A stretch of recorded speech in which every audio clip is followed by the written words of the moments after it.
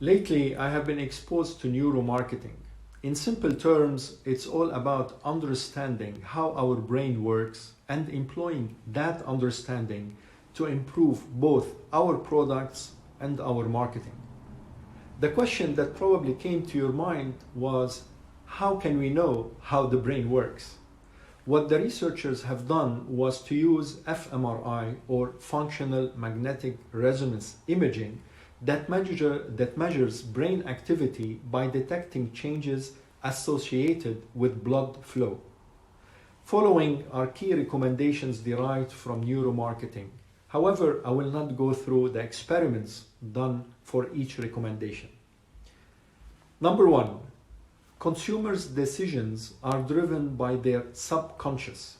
Consequently, you need to focus first on appealing to the buyer's emotions and unconscious needs. Number two, consumers store an anchor price for different products. If you are launching a new product for which consumers do not have a clear established anchor price, you better establish a high price. This is exactly the case of innovators or early adopters. Number three, another recommendation regarding anchoring can be used when you have a solid product at the top of your line. You can increase its sales by adding an even higher priced product above it in the lineup.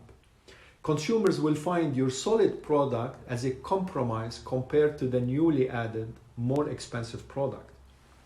Having mentioned this recommendation, please make sure not to exaggerate your offerings, as too many choices reduces sales due to a sort of paralysis of analysis. Number four, consumers display irritation if presented by two offers that are equally attractive. You can overcome this situation by offering another less attractive option next to any offer. As a result, consumers will be happier as the choice became easier and more pleasurable. Number five, consumers are driven by their senses. Your marketing better appeal to all five. For the sight, you use specific colors and typeface. For the sound, you can have your own jingle. For smell, accentuate the smell of aroma. For touch, you can use specific materials, etc. Number six, consumers have the tendency to categorize themselves into groups. Your brand's positioning should put your customers into a group. If you did not watch Apple 1984 commercial, have a look at it and you will understand what I'm saying. Number seven, consumers disengage easily. You can ensure neural coupling by writing vivid stories involving your brand.